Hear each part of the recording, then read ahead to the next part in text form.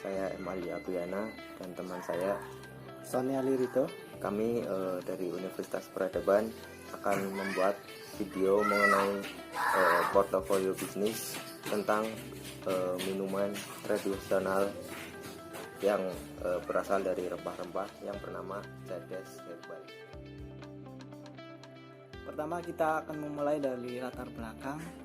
Bagaimana kita memilih tema tentang bubuk rempah tradisional yang kita buat menjadi jades ataupun jamu desa.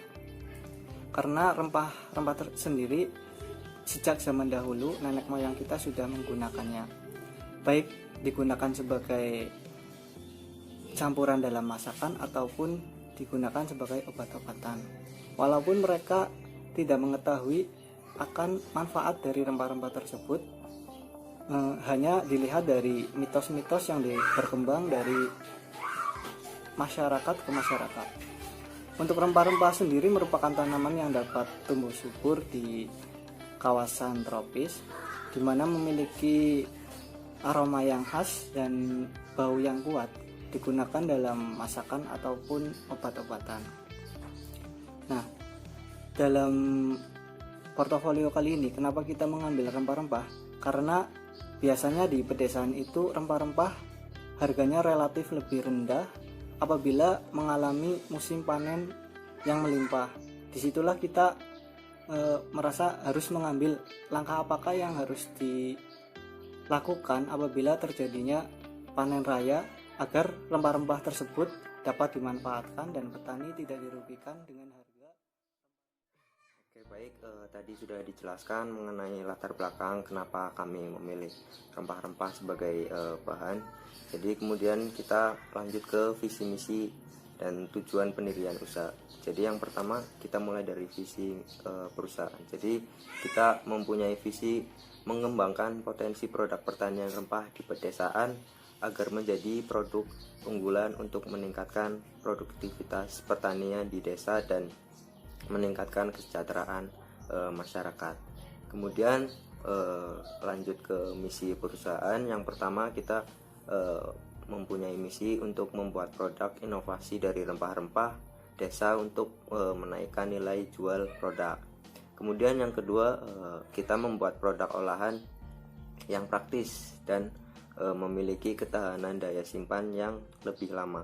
Kemudian misi yang ketiga itu memanfaatkan hasil rempah-rempah di pedesaan yang dimiliki harga jual relatif rendah agar bisa mensejahterakan petani dengan mengelolanya bersama agar menaikkan nilai jual produk. Kemudian misi yang keempat atau yang terakhir menciptakan produk rempah-rempah herbal yang menyehatkan dengan kemasan yang modern. Kemudian selain visi dan misi perusahaan, kami juga memiliki tujuan pendirian usaha. Yang pertama adalah mengaktifkan bisnis dan usaha pertanian di pedesaan. Kemudian yang kedua itu ada menambah pengetahuan serta wawasan bagi para petani untuk menciptakan suatu produk olahan hasil pertanian. Yang ketiga, kita mempunyai tujuan menjalin jaringan relasi yang lebih luas untuk memasarkan rempah-rempah.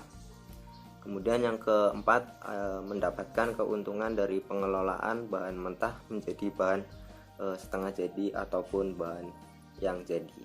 Kemudian yang kelima, kita menjalin kerjasama dengan petani di pedesaan untuk meningkatkan kualitas hasil mutu panen. Dan yang terakhir, mengembangkan usaha untuk mengurangi jumlah pengangguran di daerah pedesaan.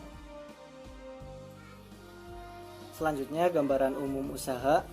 Untuk usaha ini bergerak pada bidang minuman herbal, di mana kita membuat produk jades ataupun jamu desa dengan beberapa varian, yaitu yang pertama dari bahan rempah jahe, kemudian yang kedua dari kunyit, dan yang terakhir dari temulawak. Ya. Dari ketiga bahan tersebut, masyarakat sudah familiar dan mengetahui manfaatnya, baik digunakan untuk kesehatan ataupun menjaga daya tahan tubuh kita. Nah, terus kenapa kita milih bahan rempah-rempah secara alami itu? Karena memang bahan rempah tidak mengandung bahan pengawet apapun ya, jadi aman untuk kesehatan buat masyarakat. Kemudian ada bahannya dan cara pembuatannya. Ada jahe, kemudian kunyit, temulawak, kemudian ada pala, asam, gula, teh bubuk, kemudian ada susu bubuk juga. Nah, untuk produk kali ini kita hanya membuat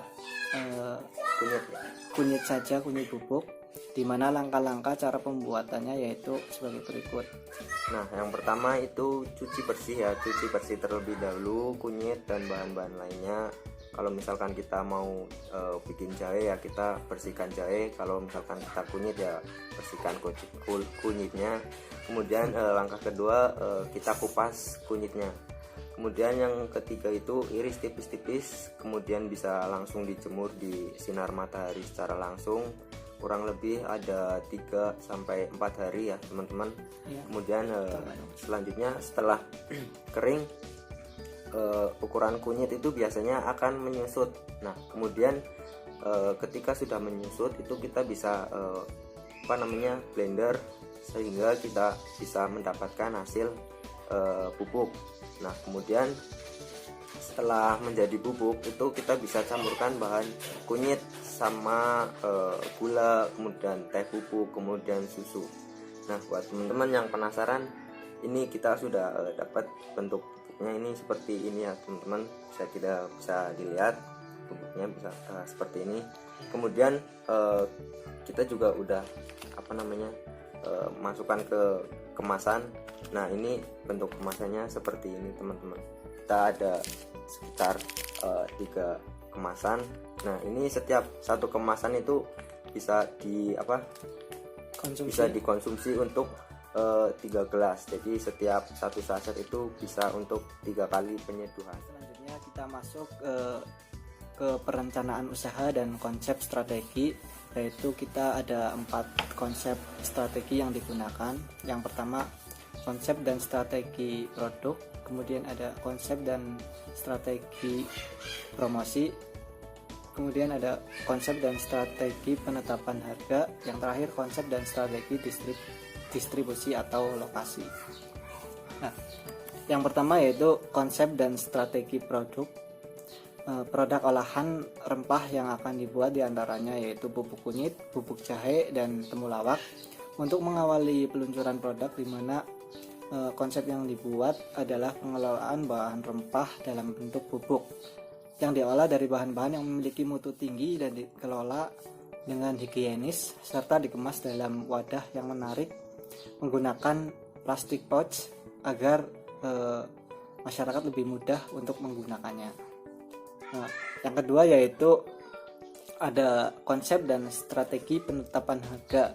Penetapan harga sendiri, kita yang pertama menerapkan strategi penetapan harga yang sederhana yang dapat dilaksanakan dengan biaya yang murah sesuai dengan biaya produksi yang kita keluarkan. Yang kedua yaitu menggunakan kebijakan penerapan harga yang diberlakukan menurut biaya jasa yang diberlakukan kepada konsumen. Yang ketiga yaitu mengurangi biaya operasi seminimal mungkin sehingga kita dapat menjual produk tersebut tidak dengan harga yang cukup tinggi atau di bawah dengan harga produk pasaran yang lain. Selanjutnya yaitu kemudian yang ketiga ada konsep dan strategi promosi. Nah, jadi strategi promosi yang kita lakukan itu yang pertama bisa dengan periklanan ya. Jadi kita memasang iklan, kayak misalkan kita posting di Instagram ataupun di media sosial yang lain.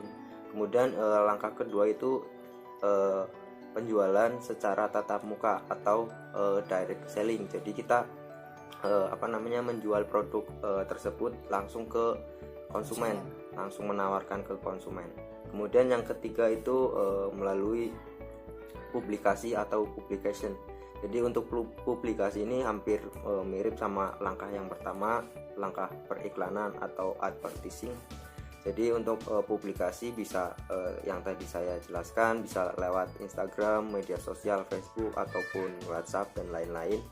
Kemudian yang keempat itu sales promotion atau menggunakan jasa penjualan, kayak misalkan menjual melalui sales ataupun yang lainnya. Kemudian konsep yang terakhir itu ada konsep dan strategi distribusi atau lokasi. Nah, jadi perusahaan itu memerlukan laba untuk membayar fungsi-fungsi perantara dan menawarkan intensif secukupnya untuk memperoleh kerjasama. Jadi di distribusi ini yang insentif itu kemungkinan memerlukan penetapan harga yang lebih kompetitif daripada distribusi selektif atau eksekutif. Kemudian kita langsung masuk ke aspek pemasaran ya. Jadi di aspek pemasaran itu yang pertama ada segmentasi, kedua ada penetapan pasar sasaran, kemudian yang ketiga ada positioning. Ya.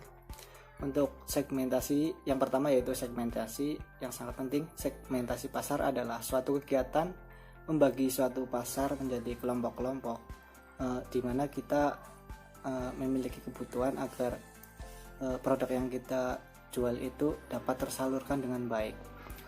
Kami menetapkan untuk pemasaran produk bubuk rempah minuman ini untuk semua kalangan, di mana kita akan lebih gencar memasarkan lewat sosial media yang saat ini dirasa lebih efektif dan memanfaatkan kayak e-commerce ataupun online shop yang dirasa cukup lebih menjanjikan, dimana pada saat sekarang ini semua orang hampir sudah menggunakan gadget. Kemudian yang kedua, penetapan pasar sasaran. Berdasarkan segmentasi pasar yang dipilih, maka targeting yang dituju yaitu kepada semua kalangan mulai menengah ke bawah sampai atas, semua usia baik pria maupun wanita, dengan pasar utamanya adalah melalui online shop ataupun media sosial, dan bisa kita pasarkan juga ke supermarket untuk dititipkan produk olahan kita. Untuk yang ketiga yaitu positioning. Positioning adalah terbentuknya gambaran cocok yang menjadi alasan bagi konsumen atau pelanggan tertarik untuk membeli produk tersebut. Secara umum masyarakat membutuhkan jajanan ataupun minuman, baik minuman biasa ataupun minuman herbal yang kita buat yang memiliki kualitas mutu dan rasa yang enak, tampilan yang menarik, serta aman karena terbuat dari bahan-bahan alami. Nah, dari produk yang kita buat ini, kita membuatnya dari bahan alami dan mengelolanya dengan higienis sehingga aman digunakan untuk semua kalangan atau semua umur. Nah, itu tadi teman-teman sedikit pemaparan mengenai portofolio bisnis terkait dengan minuman herbal yang terbuat dari jahe, kemudian kunyit, temulawak. Nah, jadi minuman tersebut bisa jadi rekomendasi buat teman-teman semua agar bisa mengkonsumsi minuman-minuman yang tradisional tanpa adanya efek samping ataupun bahan pengawet yang menimbulkan mungkin kayak misalkan penyakit ataupun yang lainnya. Mungkin itu saja yang dapat kami sampaikan, yang dapat kami pelajari. Semoga dengan pemaparan yang kita lakukan tadi bisa bermanfaat bagi yang melihat dan bagi kita sendiri. Apabila ada kesalahan atau tutur kata dari kami yang salah, kami mohon maaf. Demikian dari kami. Wassalamualaikum.